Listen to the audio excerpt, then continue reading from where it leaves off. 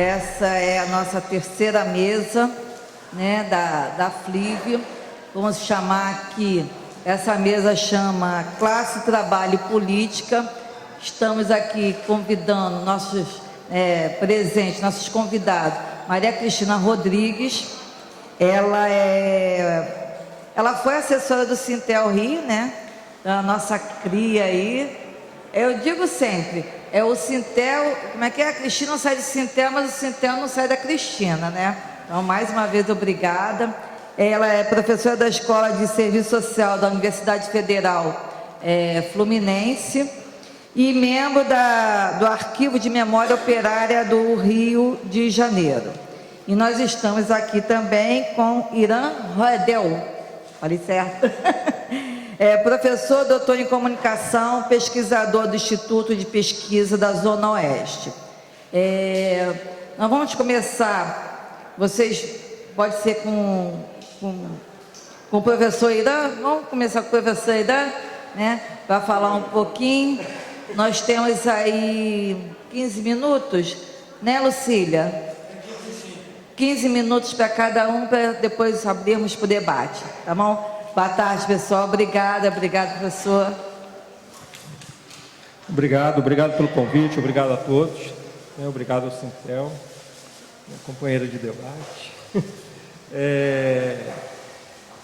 Bom, eu me organizei para falar, e com essa mania de professor, a gente sempre traz alguma coisa por escrito para não esquecer, que a gente acaba não usando muito, né?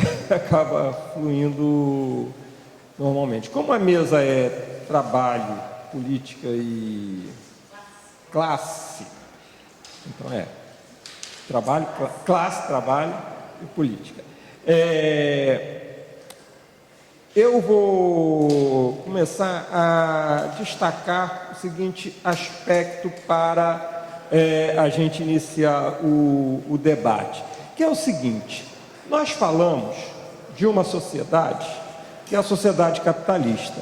Essa sociedade capitalista, ela tem por característica, desde a sua organização, desde a sua fundação, né, a substituição do trabalhador pela máquina, né?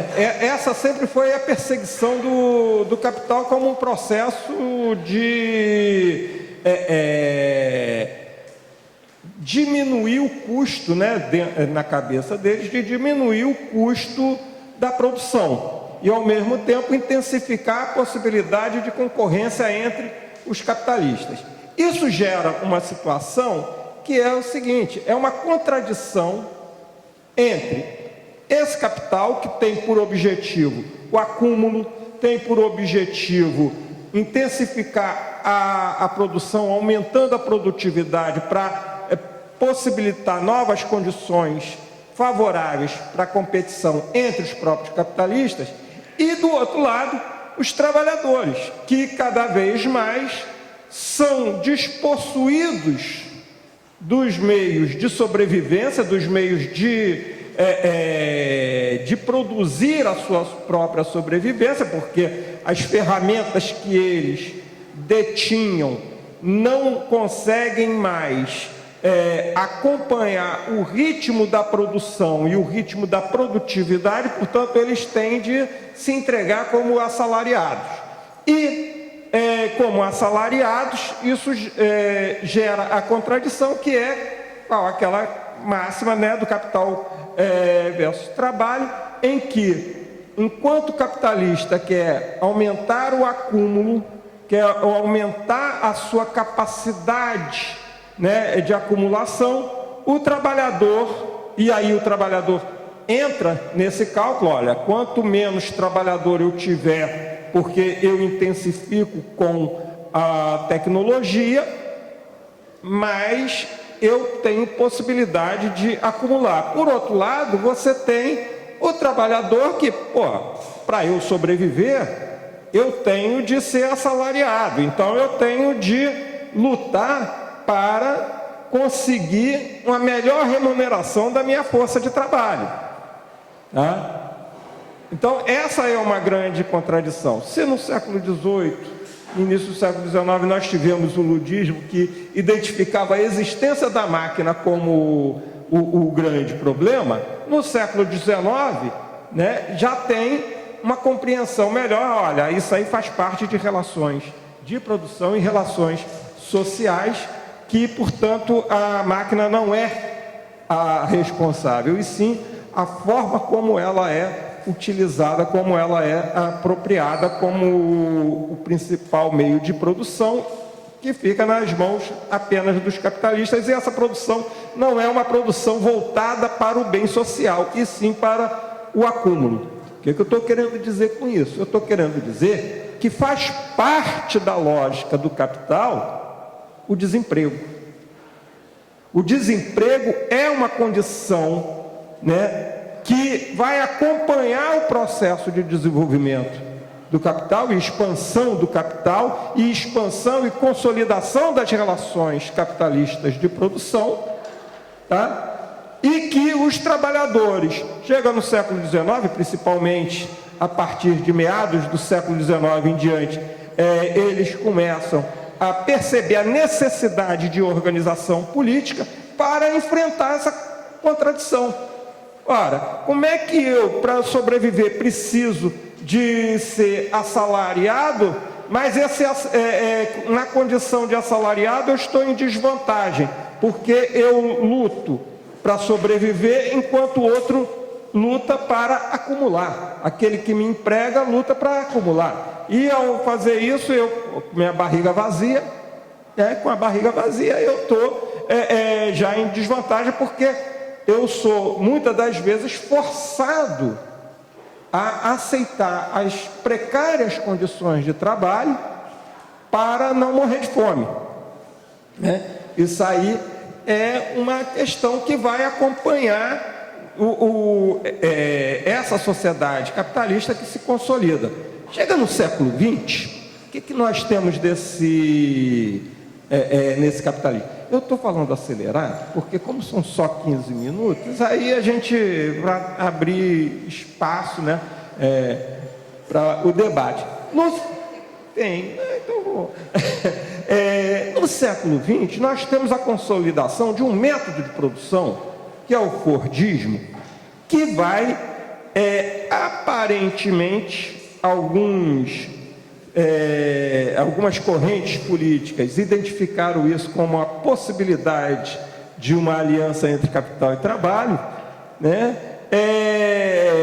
Esse Fordismo, ele necessitava também do trabalhador como forma de possibilitar um grande acúmulo de capital no momento em que esse trabalhador, ele não é somente trabalhador o tempo todo, ele é também consumidor. Então ele tem de ter condições de consumir para facilitar ainda mais o acúmulo. Isso gera um certo desvio. Por quê? Porque, no meu ponto de vista, leva o movimento sindical, umas correntes do movimento sindical, a acreditar que há a possibilidade de você conciliar esses interesses contraditórios, o interesse do capital e o interesse do trabalho, tá? Ao mesmo tempo, esse Fordismo interfere na lógica da organização do movimento sindical ao constituir os trabalhadores e dividi-los como categorias. Ao dividir como categorias, você passa a ter um debate por categoria e não por classe como um todo. Só que as coisas não são tão simples assim, tá? Não são tão simples porque o próprio processo histórico leva os trabalhadores, mesmo organizados em categoria no movimento sindical, ganharem uma força política devido à existência para a produção de grandes complexos industriais e empresariais que necessitavam de grande concentração de trabalhadores, uma força política de pressão que levou, muitas das vezes, a conquistas de direitos para os trabalhadores, né? Então, nós passamos o século XX, boa parte do século XX, nessa corda bamba, né? Às vezes avança, às vezes recua, mas de qualquer forma dentro do jogo político, né, que se estruturou no movimento sindical, um movimento sindical pautado pela divisão de categorias. No começo eu falei que a contradição maior, né, que o capitalismo era fundado pelo desenvolvimento de tecnologias, de reorganização da produção e que, portanto, levava a quê? Levava ao desemprego. Eu vou dar um dado aqui que é interessante, que é o seguinte: ainda na década de 80, em 1980, por isso que é importante a gente ter aqui as anotações. Em 1980, você tinha 55 milhões de desempregados no mundo. Em 1980, 55 milhões.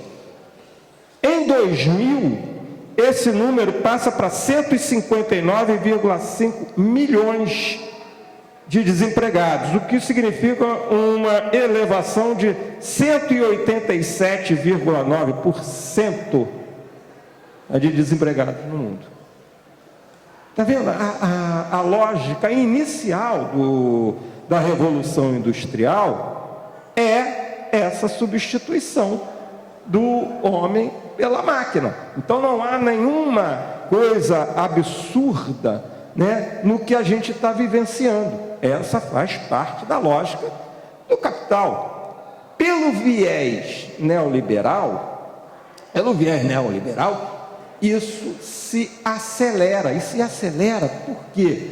Porque nós tivemos uma revolução tecnológica dos anos 70 para cá, que permitiu uma reestruturação do processo produtivo, em que fragmenta essa produção. E ao fragmentar essa produção, ela fragmenta a lógica de categorias.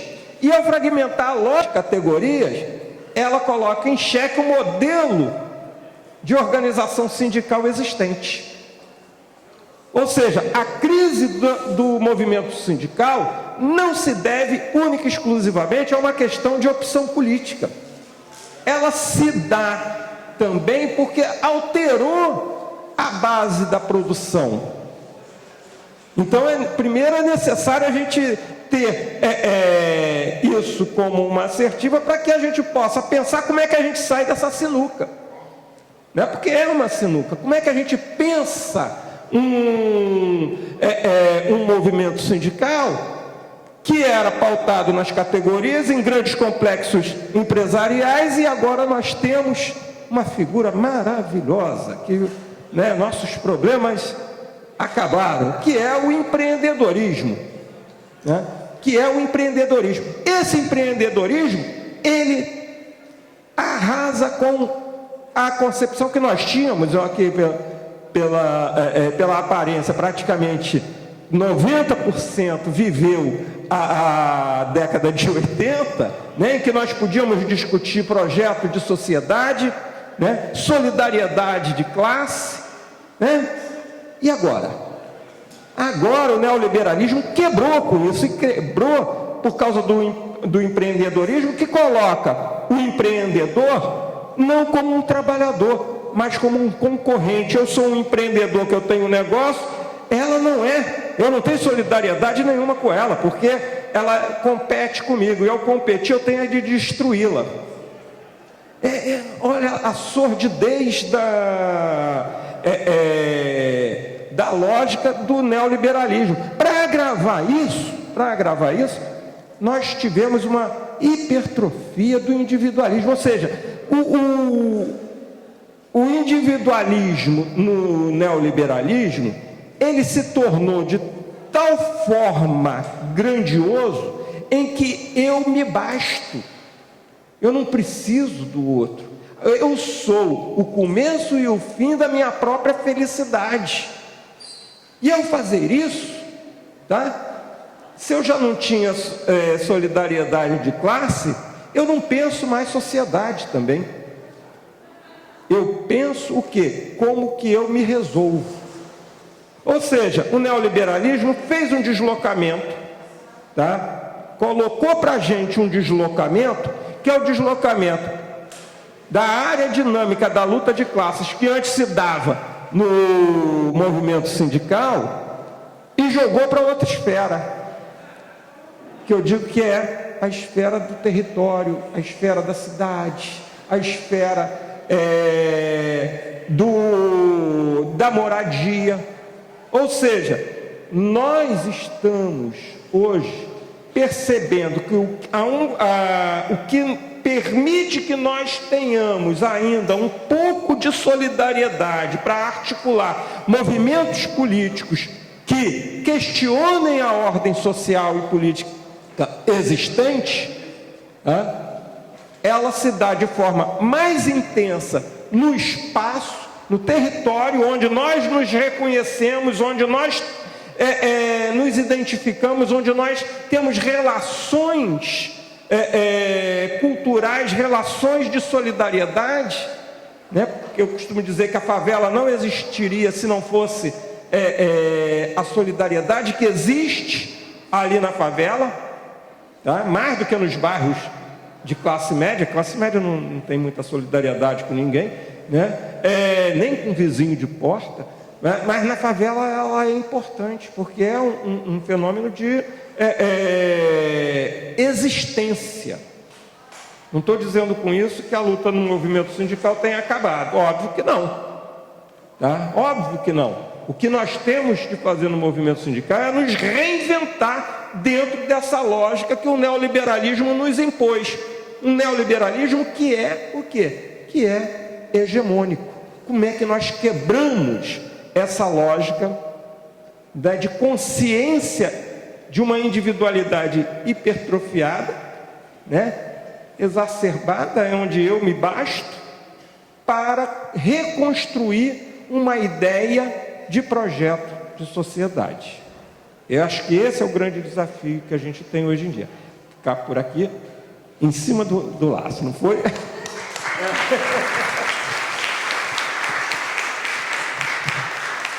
Só quero lembrar que essa mesa está sendo transmitida pelos nossos canais, né? Essa atividade. Dizer também que é importante, né, destacar essa discussão nesse momento que a gente passa por essa crise, né? Que a gente quase não está vendo uma luz no fim do túnel, né?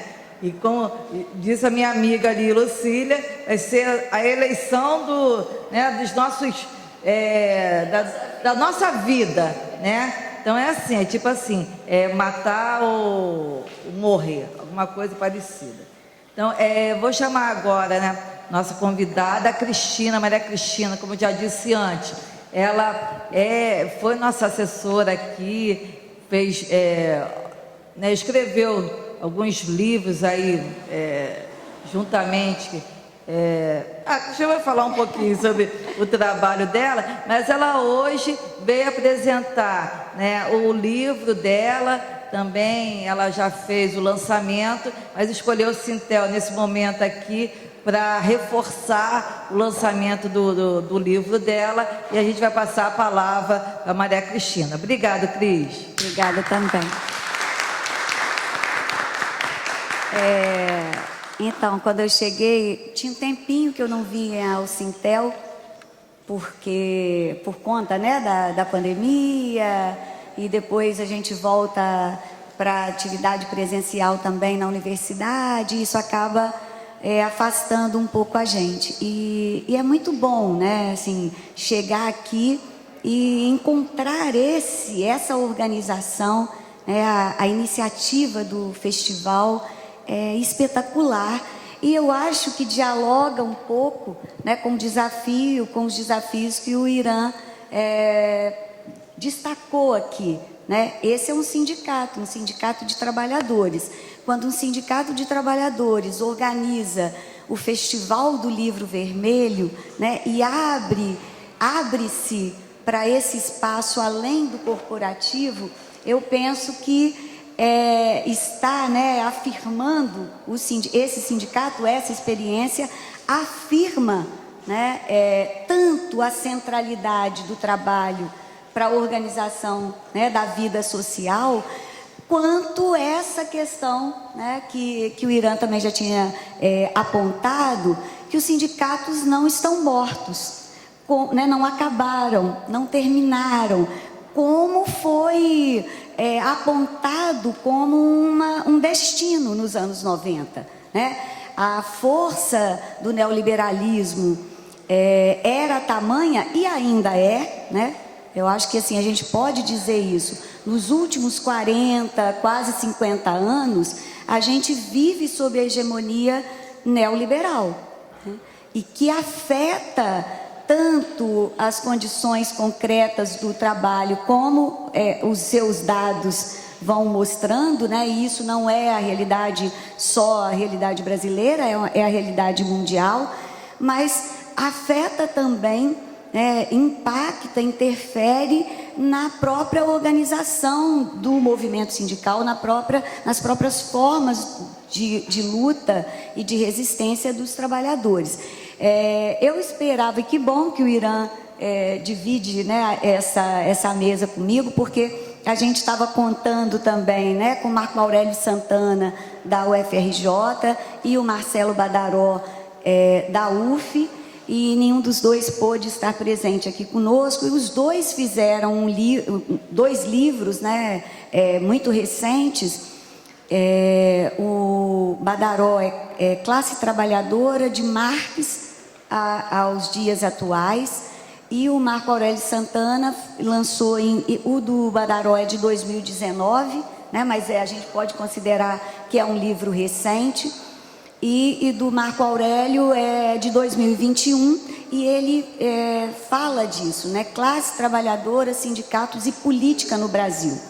E os dois vão discutir, vão dialogar com uma questão que foi muito mais marcada nos anos 90, tanto que o movimento sindical estava fadado ao fim, né? Por conta exatamente, sim, de uma mudança significativa no processo de produção, né, e que tem no desemprego estrutural a sua marca. Então isso afeta a classe trabalhadora formal, industrial, né, diminuiu significativamente, mas surgem também, né, outros segmentos, outros grupos de trabalho que compõem a classe trabalhadora. Então, os dois livros reafirmam, e eu também, com a minha experiência um pouco, né, que Vânia já situou, a experiência do trabalho aqui no sindicato, junto com a direção, mas também no contato com os trabalhadores e as trabalhadoras do setor de telecomunicações, a gente reafirma ainda a centralidade do trabalho, né? É um trabalho cada vez menos protegido, né? É um trabalho cada vez mais precarizado, fragmentado, né?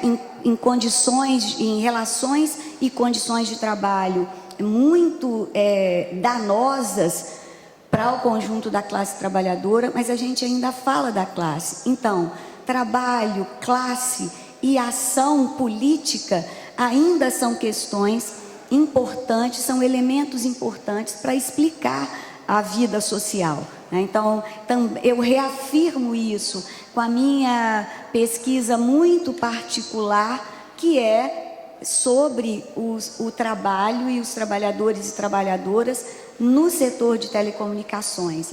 Então, quando eu escrevi o livro, esse livro, que é o trabalho no campo de batalha, precarização e resistência no setor de telecomunicações, ele é resultado majoritariamente da minha tese de doutorado, né, que eu estudei então as mudanças no setor de telecomunicações pós-privatização, isso ainda no final dos anos 90, né, 98, e chega também que eu defendi a tese no finalzinho de 2016 e em 2017 a gente é atropelado pela reforma trabalhista, né, no governo Temer, e a gente prossegue com esse desgoverno do Jair Bolsonaro, impactos ainda maiores a partir da pandemia, né, no ano de 2020. Então, o trabalho que eu tinha feito, a pesquisa que eu tinha feito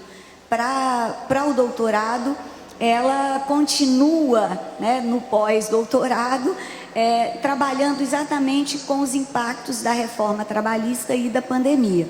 Mas já, né, no início da segunda década do século XXI, me incomodava muito, né, um debate que era muito presente na academia, até mesmo pela sua não presença, né?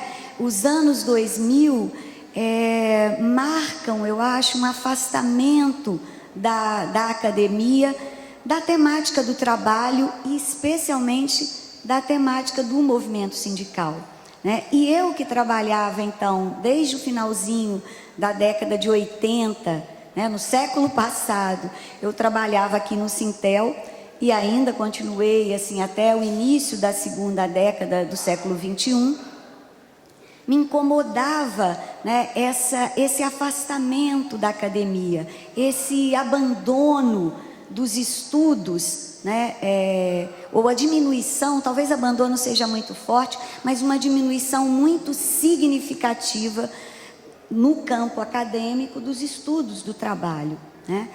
Parece que o neoliberalismo convenceu também os pesquisadores de que o trabalho não era mais tão central, mais importante.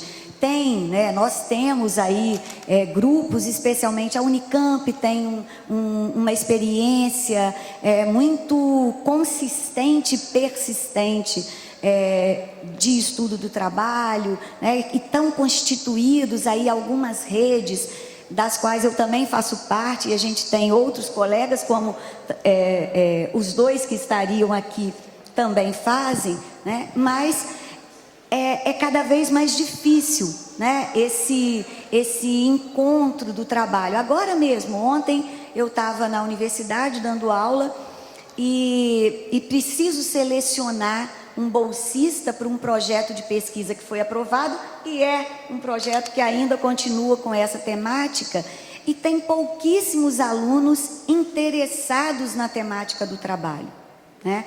Tem muito, e é importante, né, tem crescido muito o campo dos estudos identitários, né, que é gênero, raça, mas o trabalho chega pouco para os nossos alunos. Então, a minha experiência no trabalho aqui com o Sintel me fez manter a minha escolha, que né, desde os anos 80, com a questão do trabalho. Então, esse livro, ele recupera, então, esse marco que foi para o setor de telecomunicações a privatização, né, que instaura uma condição muito desigual entre os trabalhadores e trabalhadoras desse setor, né? Então, a pesquisa vai apontar isso.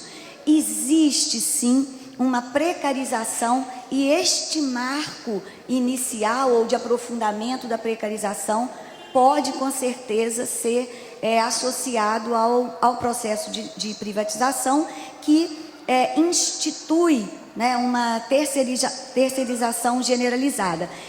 Em 2018, nós fizemos um seminário conjunto com a UFRJ, e aí o presidente do Sintel, a fala dele, né, e que era para fazer um balanço do primeiro ano da reforma trabalhista, né? E naquela ocasião, o Luiz Antônio, então, fala que a reforma trabalhista para os trabalhadores e trabalhadoras de telecomunicações foi a privatização.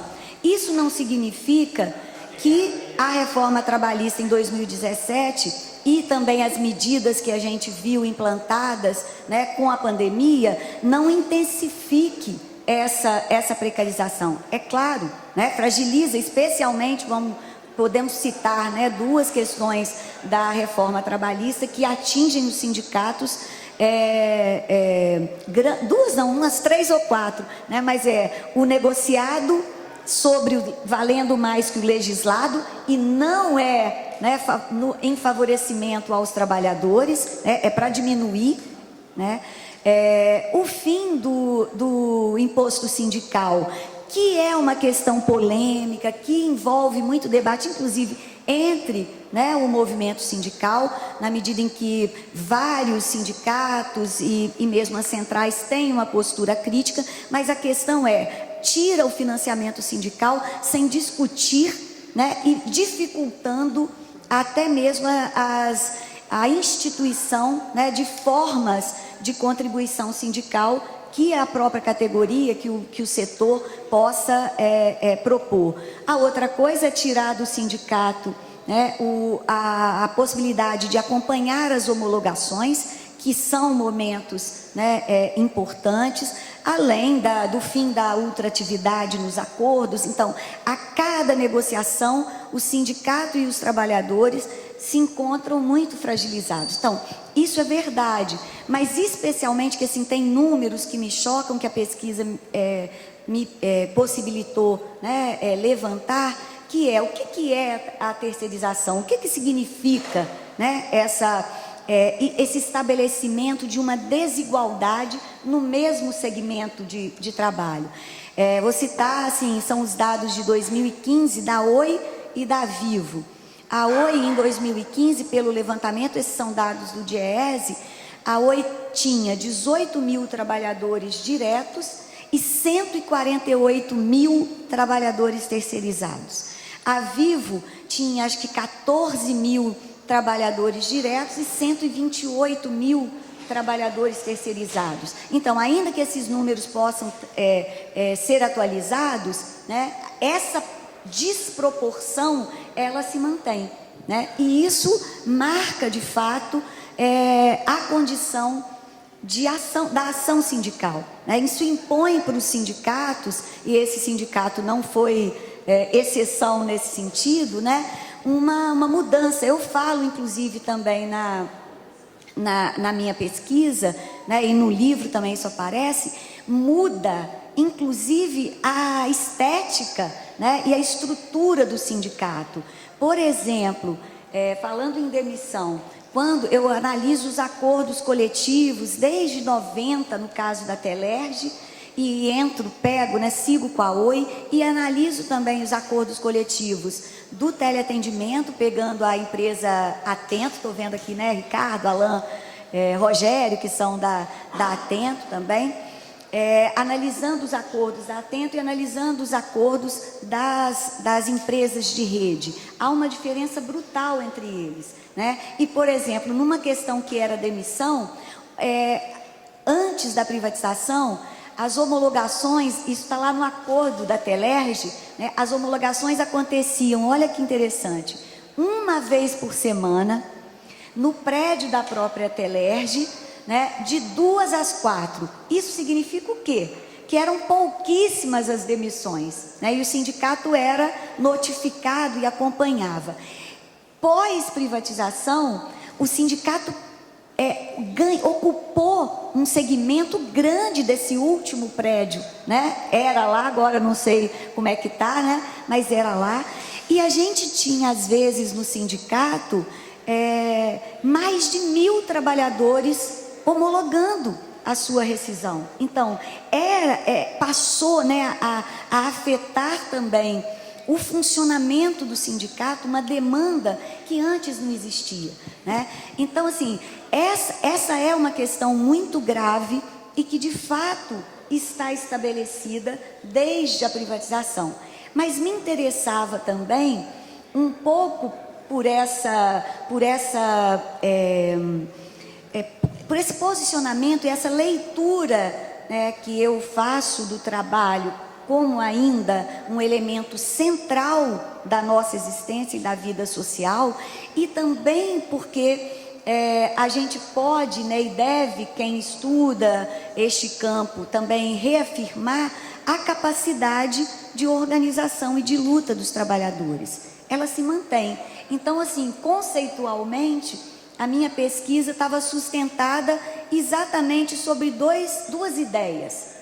Sobre a precarização, né? E que precarização é essa que a privatização intensifica, mas também a outra ideia era a da resistência. Os trabalhadores resistem, não é de hoje, né? Você citou o ludismo, mas depois eu estava lendo, inclusive, estudando um pensador marxista, um historiador, que é o Thompson, e ele vai dar detalhes, inclusive, do ludismo. Não era uma ação anárquica, se marcava que máquina eles iam destruir, né? Então, assim, os trabalhadores e as trabalhadoras, ao longo da sua existência como classe, né, tiveram e vão pensando e vão definindo e organizando uma série de repertórios, né? Esses repertórios que eu analiso aqui também, que o Sintel experimentou e propôs, são repertórios que marcam e que nos permitem dizer que os trabalhadores continuam no campo de batalha. Eles não abandonaram o campo de batalha, em parte pela necessidade, né?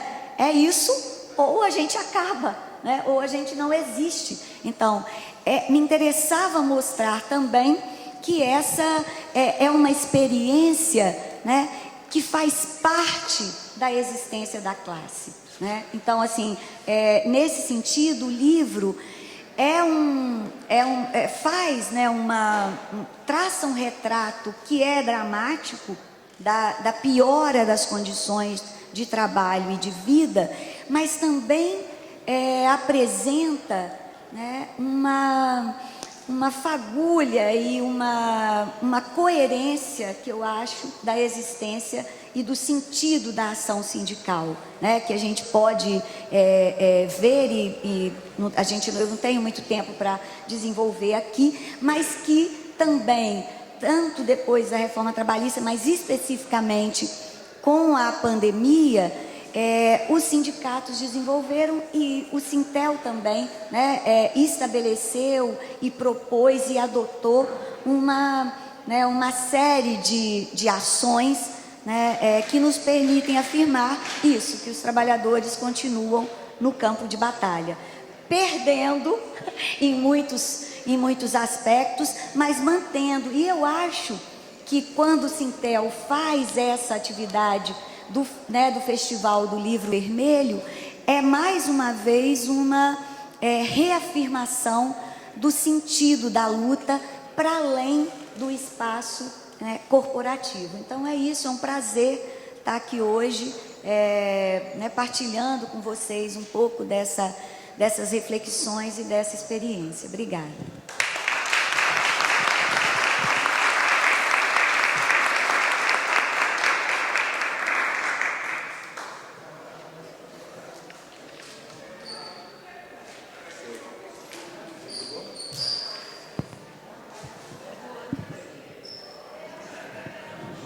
Obrigado, Cristina. É a segunda vez hoje que eu escutei a palavra que me incomodou bastante, que nem era para incomodar, que era uma coisa, a gente sempre imagina que é uma coisa boa, que é o tal do empreendedorismo, né? Como é que é? Então, o Irã falou, e na parte da manhã também falaram sobre isso. Então, o que a gente vê dessa precarização, como é que o mundo, né? Como é que a gente pode pensar, poxa, no Fordismo, né? Que as coisas foram fazendo essas mudanças, né? E que daqui, quer dizer, de lá para pior, né? Então, cada vez mais a gente vai se precarizando. O nosso sistema era o sistema Telebrás, ele era de uma maneira, ele hoje é totalmente repartido. Você vê, nós temos um acordo coletivo, nós temos uma empresa que é a Vivo, a Telefônica. Dentro de um mesmo acordo coletivo, nós temos 4 segmentos, né? Com cada um com salários diferenciados, benefícios diferenciados, né? Quando a Cristina fala, né, da Atento, né, que a gente fala do teleatendimento, tem outras empresas que antes eram só os telefonistas, né, que existia, que era o sistema Telebrás, hoje são várias empresas desse segmento. E nós temos também a outra empresa, o outro segmento, que é o pessoal da rede, também que é muito precarizado, né? Que sai de uma empresa, né? As empresas do sistema Telebrás, que era consolidada, e passa a ter essas diferenças, né? Entre salários, benefícios, etc. Então, e a Cristina veio apontar, também nós fizemos uma pesquisa, né, das mulheres, pensando nessa pesquisa nos 2 anos da pandemia, e as mulheres também, depois a Cristina, já é uma pergunta minha, né, levada para a Cristina, para falar um pouco o que foi a pesquisa das mulheres, onde as mulheres não só tinham um emprego, como 2, como a jornada de trabalho, a precarização e salários, e tudo atingiu muito, né, as mulheres. Então, a gente está abrindo agora para o debate. Marcelo Miranda está inscrito, Ricardo está inscrito. Gente, 3 minutos. Marcelo Miranda, Sampaio Correia, 3 minutos. Gente, eu não me apresentei, esqueci de me apresentar, mas sou Vânia Miguel, diretora de formação do Sintel Rio, tá? Marcelo Miranda, 3 minutos.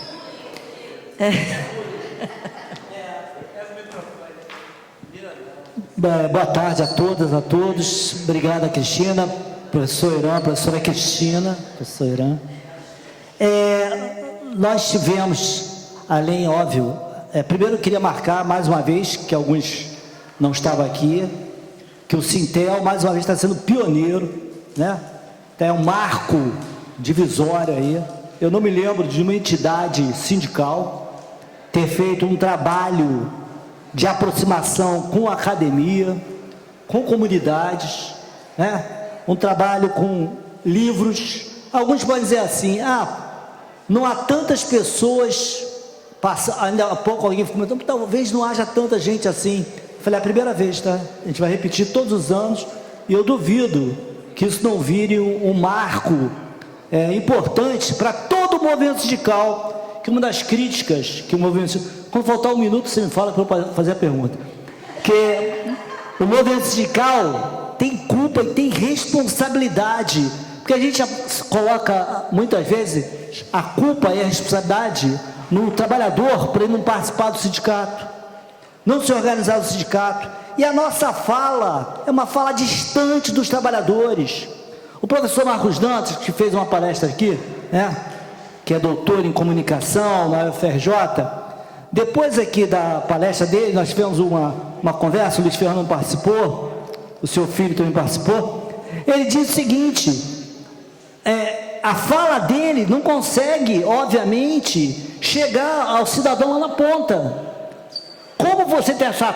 aí foi eu que inventei esse negócio, né? Meio rude assim, mas inventei. Como criar uma tecla SAP comunitária, sindical, que a nossa fala chegue realmente lá na ponta? Acho que essa é uma questão.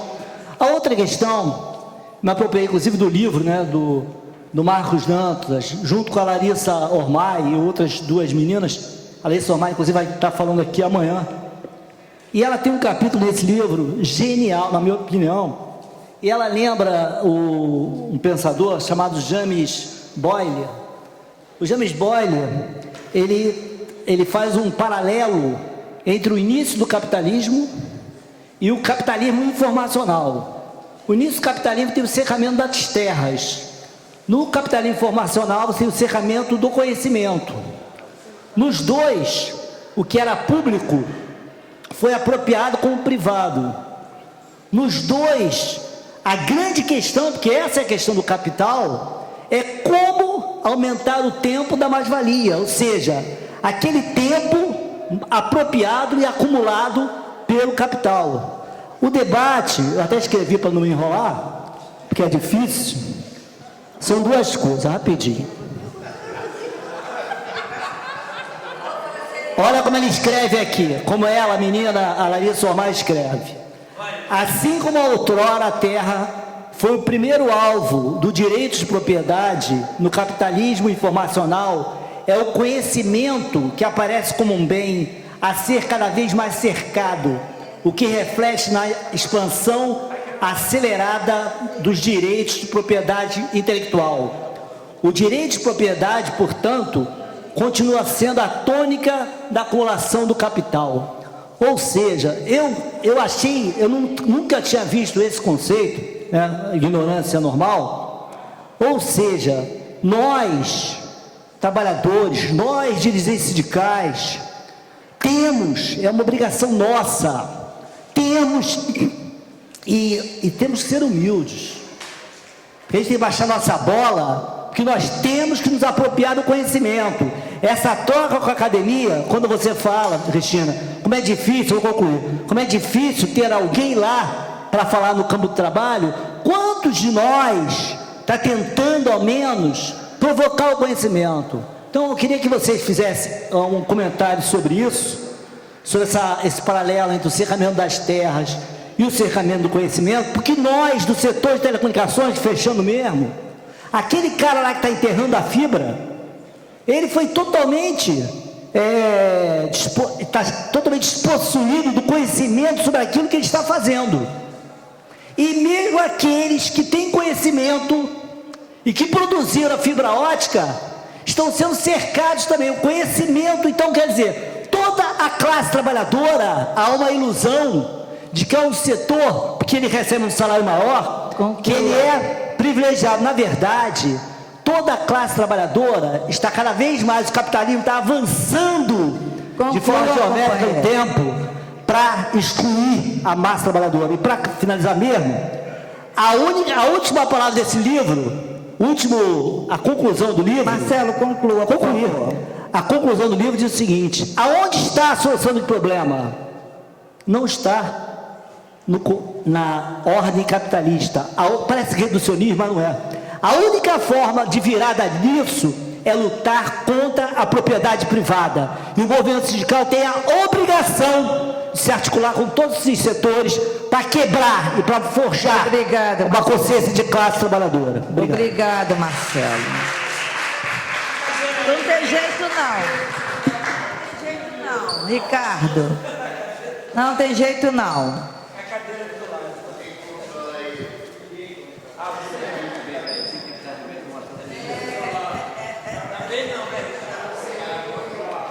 Boa tarde a todos e todas.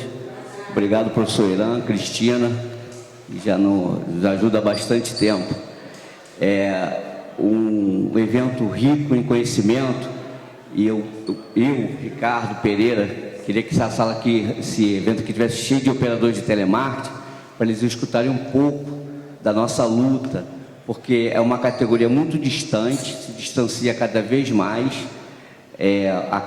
Veio a pandemia, se distanciou, veio uma situação nova que foi o home office, que as empresas já queriam fazer isso há muito tempo e aproveitou da pandemia para botar os trabalhadores em casa, sem imobiliário, né, sem as acomodações adequadas para fazer seu trabalho, para exercer seu trabalho, né? Então as empresas lucraram ainda mais. Então eu gostaria muito que tivesse muito mais trabalhadores aqui de teleatendimento para a gente poder dividir esse momento rico em conhecimento. Hoje nós vivemos uma dificuldade muito grande por conta do desgoverno, reforma trabalhista, aí vem o desgoverno, que é medida provisória para cá, medida provisória para lá, e os sindicatos rebolando para botar cláusula nos acordos coletivos para não perder direito. A gente está pensando agora em botar no acordo coletivo que o FGTS tem que ser 40%, porque a gente não sabe se esse cara vai fazer uma medida provisória e vai zerar o FGTS, que ele já está falando isso há muito tempo. Então, são coisas que estão acontecendo no nosso dia a dia, que é muito complexo. Nós nos reinventamos todos os dias. Todos os dias tem uma empresa com uma ideia diferente. Reduzir jornada e reduzir salário. Na nova CLT pode. E a gente tem que falar para o trabalhador como é que a gente vai sair dessa. Aí a pessoa fala assim, o triste, né? Vou ficar desempregado? O que eu faço? Então são situações hoje que nós nos encontramos com essa carnificina com dores, com o povo brasileiro, porque é isso mesmo que tem que ser falado, é uma carnificina, esse assédio, essa desconstrução sindical, essa enrolação contra os trabalhadores, os grandes empresários ficando cada vez mais ricos aqui no Brasil, a exploração aumentando a todo momento. Eu não sei se o tema também é sendo propício, o golpe, toda hora sendo falado que vai dar golpe, que vai dar golpe. Precisamos de ter uma saída e gostaríamos de ajuda de vocês também para compartilhar isso e para ver se a gente consegue ter um momento mais tranquilo. Vamos ter, se Deus quiser, Papai Lula voltando, aí já ajuda. A maioria no Congresso, já resolvemos outra parte, então também vai caber a gente agora fazer um trabalho de mobilização para modificar. E a ajuda dos especialistas, dos professores, das pessoas que estão diretamente ligadas, né, aos estudos sobre o trabalho, principalmente, né, de telecom, que é nosso sindicato. Não só o telecom, mas os demais também. Obrigada. Nós ainda temos até 3h30, então tem tempo aí para a gente, né, responder. Quem é que vai responder primeiro aí? Professora, pode ser? Bom, eu além de ser professor, também sou sindicalista, né? Então, eu navego muito nessa maré aqui, que está tentando resistir há bastante tempo. Foi até em função disso que eu escrevi esse livro aqui, que é Trabalho e Alienação, né, Tradição que Oprime, em que eu discuto a sociedade brasileira, lógico, fazendo algumas articulações internacionais, com o processo de formação do povo brasileiro, que tem a alienação a sua principal matriz de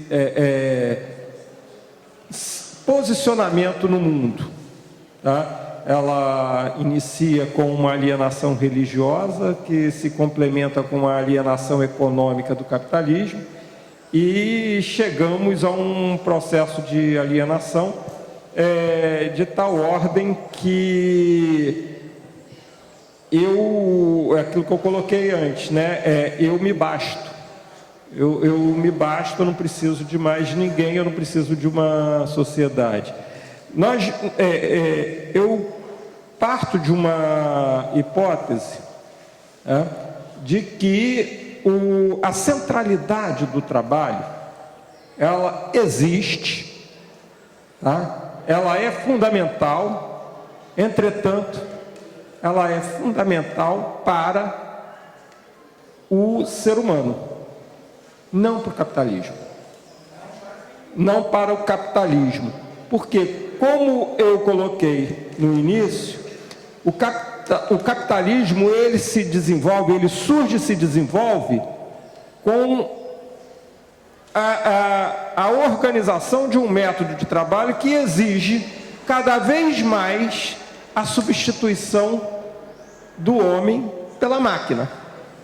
Então, se essa é uma lógica fundante do capitalismo, nós já podemos partir do princípio de que ele tende a excluir o trabalhador. Por isso que os índices de desemprego no mundo inteiro crescem. E eu acho muito interessante porque os estatísticos, eles arrumam uns nomes maravilhosos. Você tem, por exemplo, eu ouvi essa semana, que nós temos agora quase 10 milhões de desempregados e 5 milhões de desalentados. O que é desalentado? É o desempregado. Pô, então não venha de conversa fiada que está desalentado. Desalentado, o camarada desistiu de procurar emprego porque está tão desesperado. Pô, não adianta, não consigo. São 15 milhões. É que nem aquela máxima também. São 33 milhões de brasileiros passando fome e tem outros tantos aí, quase 27 milhões, 25% da população em estado de insegurança alimentar. Insegurança alimentar é o seguinte: o camarada comeu de manhã, comeu alguma coisa e não vai comer, só vai comer no dia seguinte se tiver sorte. Pô, o camarada que não tem certeza se ele tem uma outra alimentação, está passando fome. Então também não me venha, como dizia aquele quadro do Milani, não me venha com churumelas, sabe? Porque é querer tapar o sol com a peneira para dizer assim, nem todo mundo está passando fome. Nós temos o pessoal na insegurança alimentar. Se nós considerarmos que esse pessoal está passando fome também, só no Brasil são 126 milhões de brasileiros, porque dá em torno de 57% da população brasileira. Então é uma forma de escamotear. E aí eu entro na questão da privatização do conhecimento. Essa privatização do conhecimento, que alguns chamam de sociedade do conhecimento, que na realidade está embutido aí uma outra lógica, que é a lógica do capital humano, em que o indivíduo, sem qualquer apoio do Estado ou do capital, ele se qualifica para poder ingressar no mercado de trabalho como uma mercadoria a mais em termos de competitividade, tá?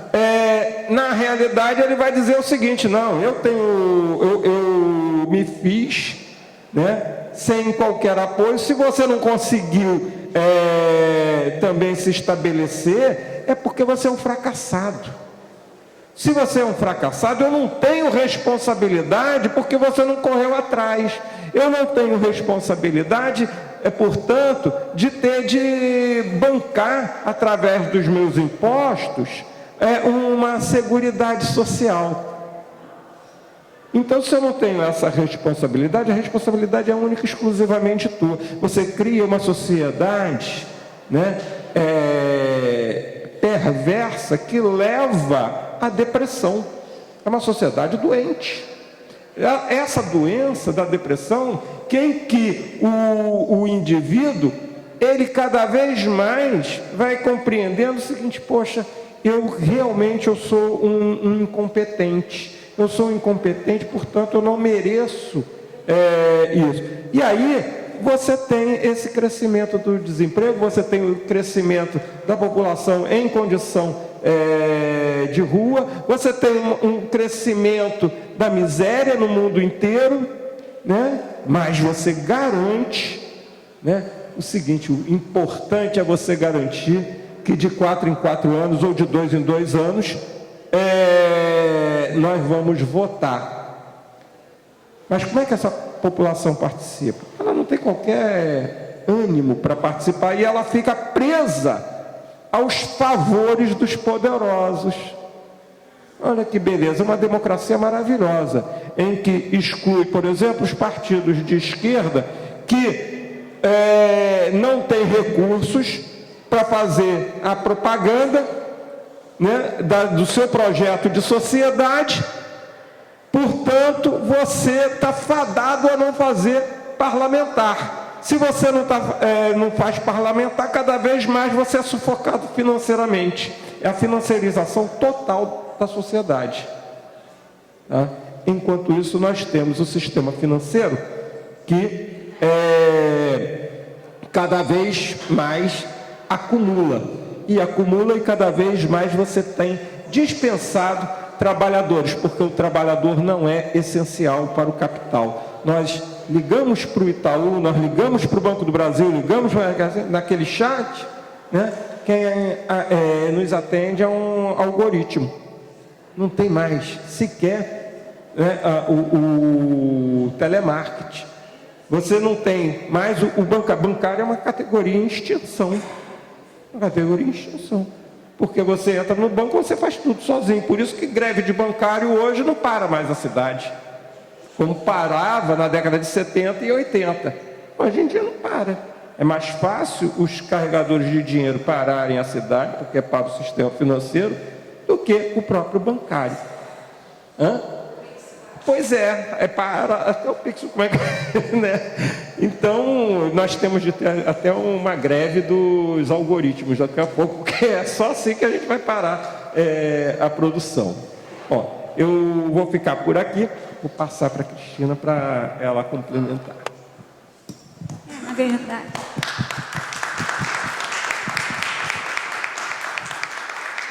Na verdade, assim, eu acho que tanto a fala do Marcelo quanto a do Ricardo foram mais comentários, né? E também não foram perguntas exatamente. O Marcelo fez essa questão do cercamento das terras, cercamento da informação, né? Do conhecimento. E é fato, né? Assim, essa é uma disputa que está colocada e a gente se aproxima muito, né? Esse atual estágio do capitalismo, especialmente na relação com o trabalho, se assemelha mesmo ao século XIX. Isso é triste, né? Isso mostra a dimensão destrutiva mesmo do capital que a cada período se aguça. Então, é neste estágio e é nesse contexto que a gente pensa também a ação sindical e a ação dos trabalhadores, né? Mas quando eu ouvia o Irã, eu fiquei lembrando um pouco de alguns debates e estudos que têm sido feitos. Eu particularmente admiro muito a pesquisa que uma professora da Unicamp tem feito, por exemplo, sobre, né, os trabalhadores por plataforma, que é a Ludmila Abílio, né? Eu acho que ela traz um debate, e aqui também o próprio Marco Aurélio com o Rui Braga acompanharam bastante as manifestações e a organização dos entregadores, né, a greve, o break dos apps, que foi dia 1º de julho de 2020, depois no finalzinho de julho eles fizeram aquela paralisação que mobilizou, então, que põe em xeque, que põe mais claro a tensão que existe, porque é dado, né, se a gente vir as propagandas, se a gente ouvir os representantes do capital, a gente acha que, de fato, essa ideia do empreendedor de si mesmo ganhou, vamos falar, corações e mentes. E no concreto, né, da vida, do cotidiano desses jovens, a maioria jovens trabalhadores, e eu acho que o break dos apps foi uma surpresa em julho de 2020, porque também os estudiosos fazem uma associação muito imediata, né, das péssimas condições de trabalho, da desproteção total, com a incapacidade de organização. Então, quando esses trabalhadores e essas trabalhadoras se organizam e fazem aquele movimento, isso é posto em debate e isso nos provoca para entender melhor. Então, no caso desses trabalhadores que hoje a gente que representam de fato essa fragilidade, né, das relações de trabalho, essa vulnerabilidade de um segmento imenso da classe trabalhadora, a ação deles, a reação, e não é fácil, porque parte deles não quer se associar, né, não pensa em sindicato, parte deles está ligado a alguns sindicatos, parte deles já participa, por exemplo, dessas experiências mais no local de moradia, né? Então, é um complexo de questões que também nos desafiam e desafiam o movimento sindical. Por exemplo, os estudos que a gente veio fazendo, que foi muito rico num ponto, nesse momento da pandemia, já apontavam isso como os sindicatos que durante a aprovação da reforma trabalhista não conseguiram reagir, né, para minimamente impedir algumas medidas tão danosas. Com a pandemia, os sindicatos foram de novo procurados, né, também pelos trabalhadores. E eu, por exemplo, um elemento, né, assim, que foi muito importante, que para mim foi muito rico como aprendizado para mim, quando eu fiz a pesquisa, foi analisar os e-mails de denúncia que os trabalhadores mandavam para o Sintel. O Sintel criou, que eu acho que é interessante, em 2010, um e-mail de denúncia. Quando eu cheguei para fazer minha pesquisa, eu peguei todos os e-mails. Então, de 2010 até 2015, que foi o período que eu analisei, tinha mais de 20 mil e-mails encaminhados de trabalhadores para o Sintel. E aqueles e-mails, assim, abriram para mim um entendimento da resistência, porque às vezes até mesmo os dirigentes sindicais falam: poxa, é muito difícil mobilizar o pessoal do teleatendimento. E aí, quando a gente ouve, lê, né? Quando eu li os e-mails, a gente vai descobrindo uma série de ações que os trabalhadores e trabalhadoras fazem até a revelia do sindicato no local de trabalho. E aí chega para o sindicato a partir dos e-mails de denúncia. Mas ainda eram, por exemplo, esses e-mails que eu analisei, ainda tinham um cunho muito individual, uma resposta individual. Agora, eu fiz também, nos 2 primeiros meses de pandemia, eu analisei de novo os e-mails. E aí, claro, mantém um determinado perfil. Quem manda e-mail? Especialmente os trabalhadores terceirizados, né? De vez em quando você pega um e-mail de operadoras, Oi, Vivo, Claro, a maioria é de teleatendimento e da rede. Mas na pandemia, em 1 mês e meio, foi de 12 de março, quando foi decretada, né, o estado de calamidade pública de saúde, eu comecei a ler os e-mails de novo e parei na metade de abril. Foram 250 e-mails que chegaram para o Sintel em 1 mês e pouquinho, né? E aí eu me surpreendi quando eu li que, assim, se daquele primeiro período eles falavam mais de si, um ou outro falava, né, dos companheiros de local de trabalho, na pandemia os e-mails eram sempre referidos ao coletivo. Os meus colegas, eu e os meus colegas estamos assim, tem fulano, tem... Então, isso também mostra, né, tem uma potência de atuação que eu acho que os sindicatos têm que aproveitar, têm que entender. Mas também, eu concordo com o que o Irã vem dizendo, né, que assim, é preciso que, para além destes espaços, que eu acho que alguns sindicatos souberam atuar, né, e atingir, né, estabelecer, tem grupos de WhatsApp, tem, né, agora o Instagram, tem uma atividade muito grande que funcionou durante a pandemia bastante, né? Os bancários, por exemplo, estavam morrendo de medo, mas fizeram uma assembleia de acordo coletivo em 2020 que juntou 120 mil trabalhadores. Quando que uma assembleia presencial possibilita essa reunião? Então, os sindicatos também podem fazer na disputa, né, Marcelo, da informação e do conhecimento,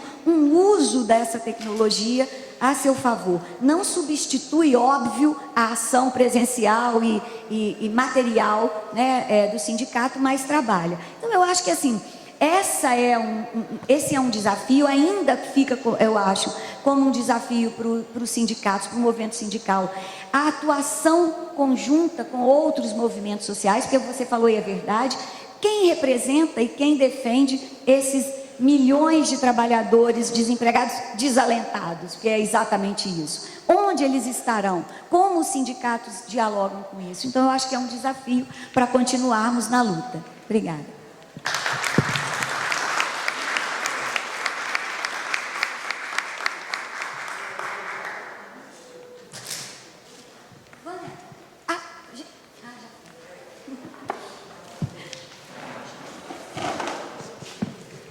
Quem construiu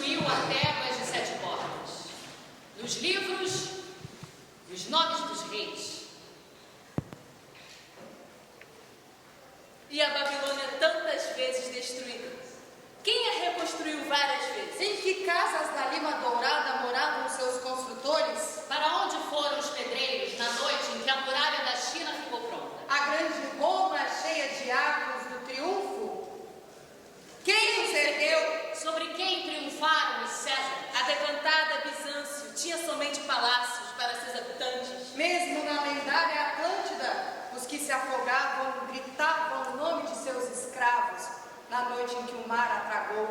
O jovem Alexandre conquistou a Índia, sozinho. César bateu nos gauleses.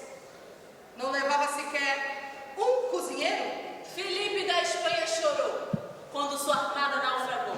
Ninguém mais chorou. Frederico II venceu a Guerra dos 7 Anos. Quem venceu além dele? Cada página uma vitória. Quem cozinhava o banquete? A cada 10 anos, um grande homem. Quem pagava a conta? Tantas histórias, tantas questões. Chicago tem muitas fábricas. Existem fábricas até no centro da cidade, ao redor dos edifícios mais altos. Chicago tem muitas fábricas, Chicago tem muitos operários. Ao chegar ao bairro de Baymarket, eu peço a meus amigos que me levem àquele lugar onde foram enforcados em 1886 aqueles operários que o mundo inteiro celebra a cada 1º de maio. Mas ninguém sabe. Não existem estátuas em memória dos mártires de Chicago na cidade de Chicago.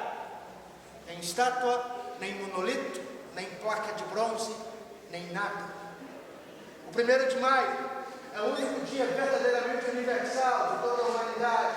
O único dia onde conversam todas as histórias e geografias, todas as línguas, culturas e religiões. Mas, nos Estados Unidos, o 1º de maio é um dia como qualquer outro. Nesse dia, as pessoas trabalham normalmente, ninguém, ou quase ninguém, se recorda que os direitos da classe trabalhadora não brotaram do vento, ou das mãos de Deus, ou do ano. Após a inútil exploração de Baymarket, meus amigos me levam à melhor pizzaria da cidade. Lá, por pura curiosidade, por pura casualidade, eu me deparo com um velho cartaz, que está como que esperando por mim. O cartaz reproduz um provérbio da África.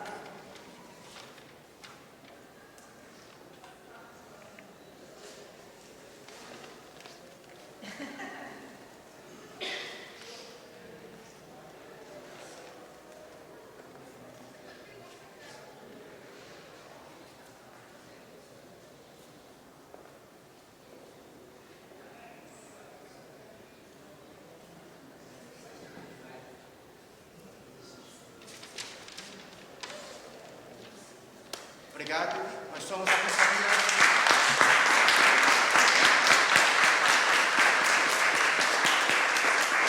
Nós somos a companhia Ensaio Aberto, temos a nossa sede no Armazém da Utopia, no Cais do Porto, há mais de 10 anos. A companhia está completando esse ano 30 anos de atividade.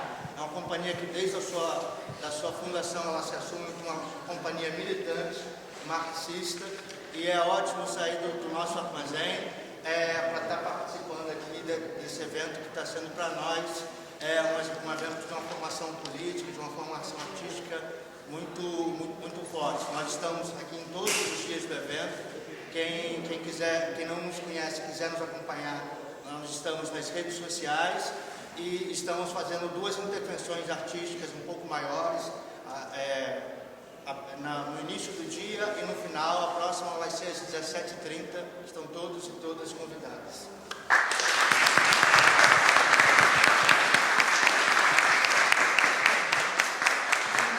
Pessoal, olha só, o livro da Cristina, daqui, Cris. O trabalho no campo de batalha está ali na banquinha, ao lado onde o berço está. E a Cristina também vai ficar ali, quem quiser, né? Que ela autografe, está aqui, tá? Em frente ao chopp, tá?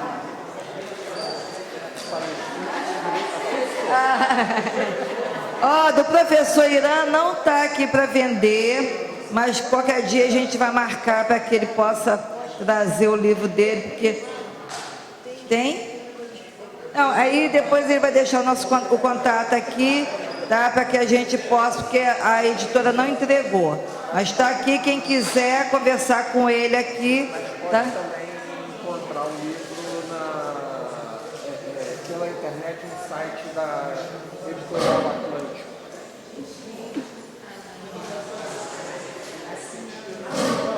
Eu falei, então, pode ali do lado, né? O professor Irã vai estar ali também, perto do chopp.